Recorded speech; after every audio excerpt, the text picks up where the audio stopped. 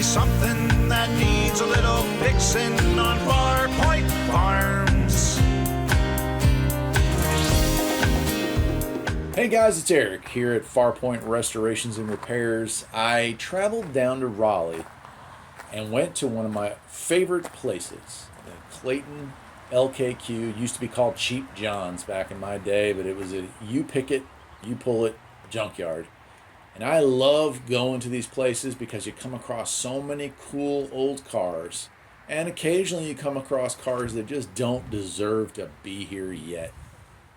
As you can see as I walk around here in this video, there's just so many cars and so many stories behind these cars that I'd love to share with you.